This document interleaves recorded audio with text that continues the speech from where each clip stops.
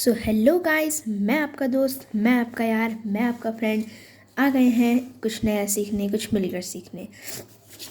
So welcome guys, welcome back to my channel guys, learn with a friend.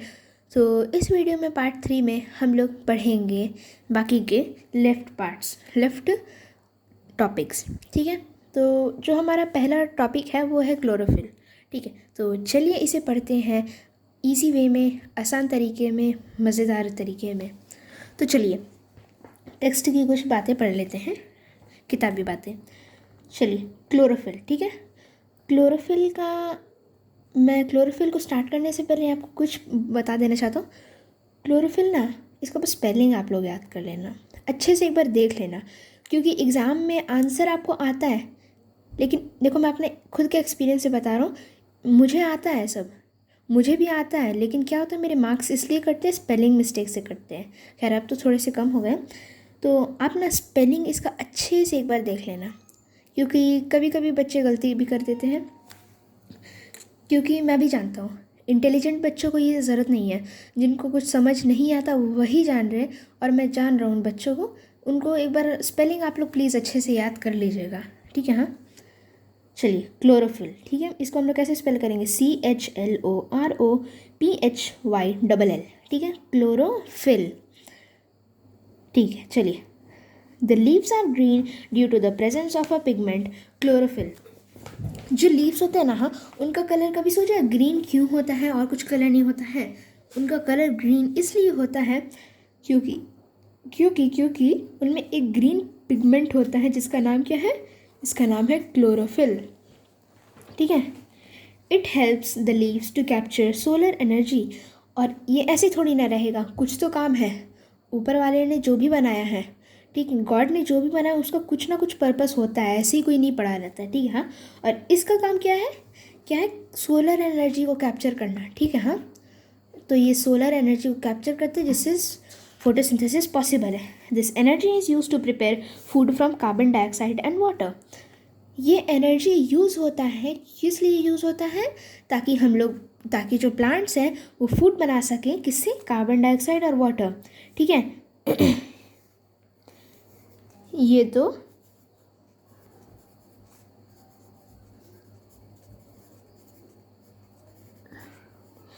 Raw material से। ठीक है, हाँ। ये दो रॉ मटेरियल से ये क्लोरोफिल सोलर एनर्जी को कैप्चर करेगा, तो इससे ये दो रॉ मटेरियल से वो लोग खाना बना सकते हैं। ठीक है, डू यू नो पढ़ लेते हैं। Some plants have leaves that are not green in colour, such leaves contains chlorophyll, but the green colour is masked due to the presence of other colored pigments. The presence of additional pigments causes other leaves colors such as red in collis, purple in cabbage. However, such leaves can still perform photosynthesis.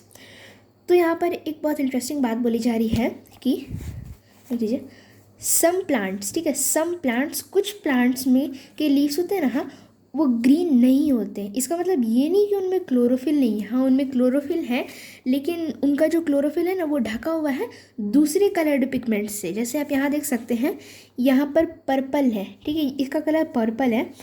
यहाँ पर तो video में उतना अच्छे से नहीं दिखेगा, but आपने बुक में देखिएगा तो वहाँ पर एक पर्पल लीफ है। ठीक है, तो ऐसा नहीं है उसमें क्लोरोफिल नहीं, उसमें क्लोरोफिल है, लेकिन वो दूसरे कलर्ड पिगमेंट से ढका हुआ है। ठीक है, और लेकिन फिर भी ये फोटोसिंथेसिस कर सकते हैं क्योंकि इनमें क्लोरोफिल है। However, some variegated leaves have yellow patches. Such yellow areas of the leaves do not contain any chlorophyll and hence cannot perform photosynthesis. जैसे कभी देखना, पतझड़ के मौसम में जब आपके पत्ते गिरेंगे ना पेड़ से, तो वो येलो होंगे थोड़े से, तो उस येलो पैचेस में ना क्लोरोफिल नहीं होता है, इसलिए वो फोटोसिंथेसिस नहीं कर पाते और वो मर जाते हैं। इसीलिए प्लांट्स, ट्रीज उनको हटा देते हैं। ठीक है, तो देख लीजिए, photosynthesis is a unique process. It is the process that supplies food directly to. अच्छा रुकिए, मैं आपको पहले दूसरी चीज़ समझा देता हूँ। ठीक है, चलिए, हमने जितना भी सीखा ना, हाँ, एक दूसरे तरीके से हम लोग भी समझते हैं। ठीक है, हाँ, देखिए, देखो, तो क्या है, आज हम लोग ना सीखेंगे बैगन की सब्ज़ी बनाना, आलू की सब्ज़ी बनाना, जो आपको बोलना है वो बोलो। ठीक है, हाँ, बट आज हम लोग कुछ सीखेंगे। ठीक है, तो सारे कंपोनेंट्स को ना हम लोग एक इजी वे में एक नाम दे देते हैं ताकि थोड़ा सा इंटरेस्टिंग वे में आपको भी समझ आएगा। तो चलिए, सनलाइट को हम लेते हैं गैस का फ्लेम, ठीक है। हाँ, चलिए इसको गैस का फ्लेम ड्रॉ कर देते हैं।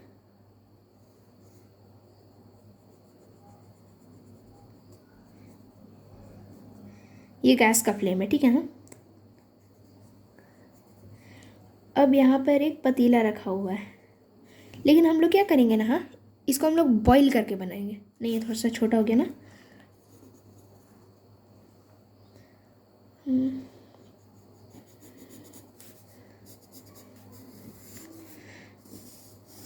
तो यहाँ पर आपकी आग चल रही है, यहाँ से देख लो, यहाँ पर आपकी आग चल रही है। अब हम लोग ना एक पतीला लेते हैं, ठीक है। यहाँ पर आप चलिए स्टार्ट करते हैं, ठीक है। हाँ, ये आपका फ्लेम है, ठीक है। और फ्लेम का चलो हम लोग दूसरा नाम दे देते हैं, जो कि है हमारा नेचर में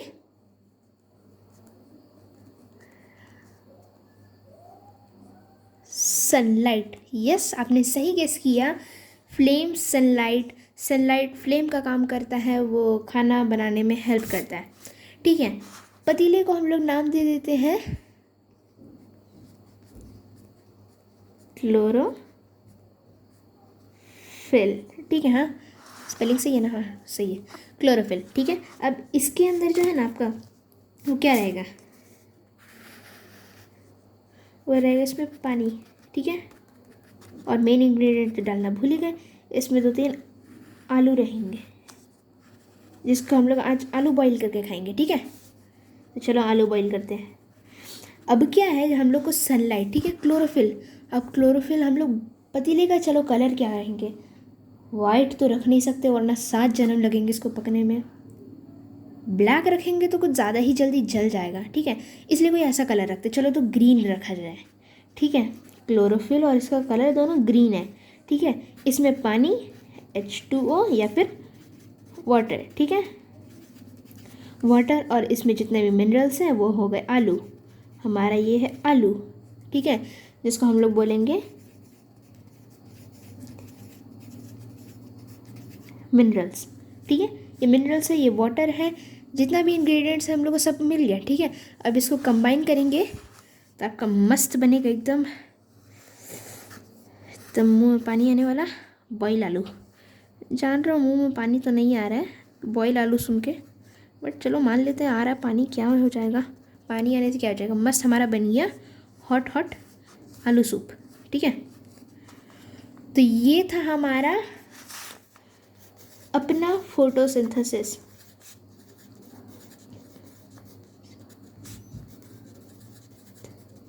और वो क्या है, वो हमारा थोड़ा सा देसी तरीका है, थोड़ा सा देसी नहीं बोलते हैं, मज़ेदार तरीका है, ठीक है। ये हमारा मज़ेदार फोटोसिंथेसिस है। चलो, तो ऐसे ना पढ़ाई को इंटरेस्टिंग बना के पढ़ना चाहिए, ऐसे कौन मज़ा आता है, क्या मज़ा आएगा ऐसे बुकिश लैंग्वेज पढ़ने में। तो ये देखो हमारा बन गया यहाँ पर आलू का आलू बॉयल आलू का सूप, और समझ आ गया हम लोग को फोटोसिंथेसिस, ठीक है। तो ये जो बॉयल आलू हुआ, आलू पानी बॉयल हुआ, आलू पका, जो खाना बना, उसको हम लोग नाम दे दिए क्लोरोफिल, ठीक है। तो चलो पढ़ते हैं।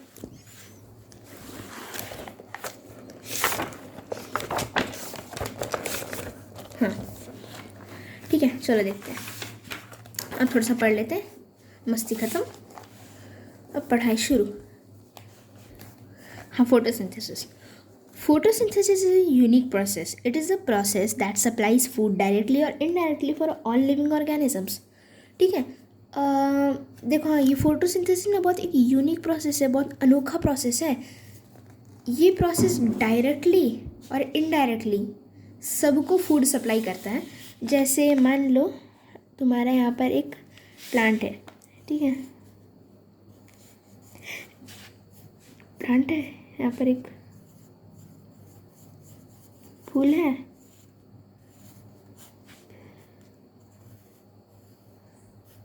दो तीन पत्तियां हैं, सुनो, ठीक है। अब ये क्या कर रहे हैं, ये सनलाइट ले रहे हैं, ठीक है, CO2 ले रहे हैं, यहाँ से रूट से ये वाटर ले रहे हैं, वाटर एंड मिनरल्स, ठीक है, यहाँ से ये जितने भी वाटर हैं, मिनरल्स डिसॉल्व है यहाँ पर, ये सब ले रहे हैं, ठीक है। तो डायरेक्टली जब देखें तो इस प्लांट को तो मिल रहा है, ठीक है। इनडायरेक्टली देखें तो जैसे आपका एक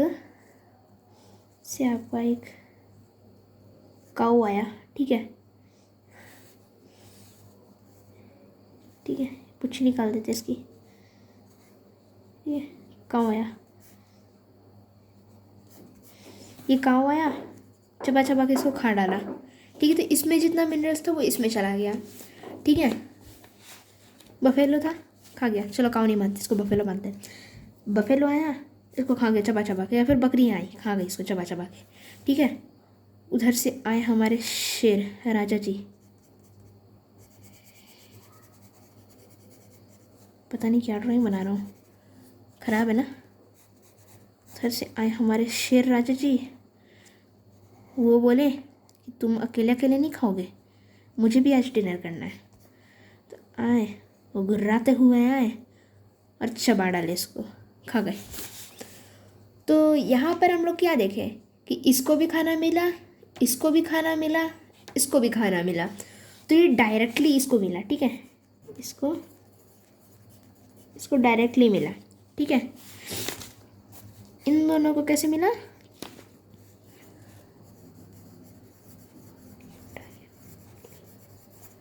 इनडायरेक्टली, ठीक है। इसको इनडायरेक्टली मिला, गोट या बफेलो और शेर को क्या मिला, इनडायरेक्टली मिला। और जो प्लांट था उसको तो डायरेक्टली फोटोसिंथेसिस से खाना मिल गया, ठीक है। पर सॉरी, सन बनाना तो मैं भूल ही गया, चलो सन से यहाँ रेज मिला, ठीक है, सिंपल, ओके, समझ आ गया।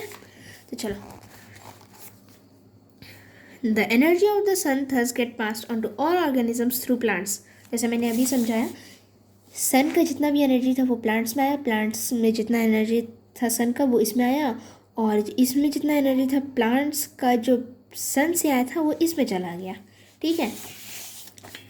Plants also provide oxygen needed bye all living organisms for respiration.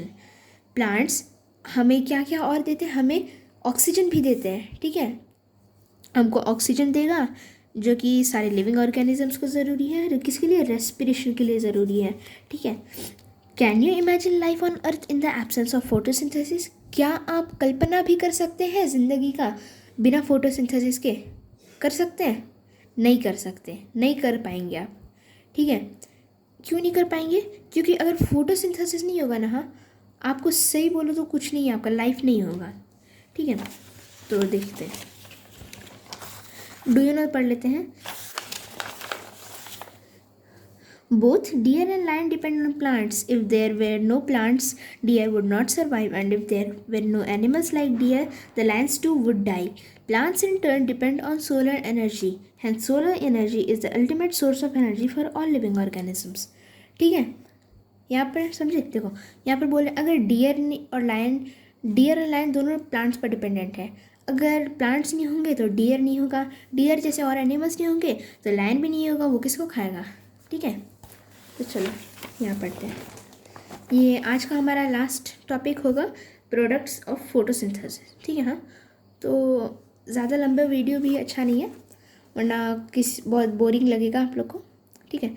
तो जल्दी से मैं एक बार पढ़ लेता हूँ, एक ही बार में सारा समझा देता हूँ। The initial product of photosynthesis is a carbohydrate, glucose. It next gets converted to starch, whose presence in the leaves indicates the occurrence of photosynthesis. जो इनिशियल प्रोडक्ट होता है ना, सबसे पहला प्रोडक्ट वो कार्बोहाइड्रेट होता है फोटोसिंथेसिस का, जो कि ग्लूकोज होता है, फिर वो स्टार्च में बन जाता है और जिसका प्रेजेंस लीव में होता है, और वो इंडिकेट करता है फोटोसिंथेसिस ठीक है। Carbohydrates contain carbon, hydrogen and oxygen. Some carbohydrates are also converted to proteins and fats. Carbohydrates में कार्बन होते हैं, हाइड्रोजन होते हैं और ऑक्सीजन होते हैं, और कुछ कार्बोहाइड्रेट्स ना फैट्स और प्रोटीन्स में कन्वर्ट हो जाते हैं। Besides carbon, hydrogen and oxygen, proteins also contain nitrogen. Carbon, hydrogen और ऑक्सीजन को छोड़ अलावा भी प्रोटीन्स में भी नाइट्रोजन होता है।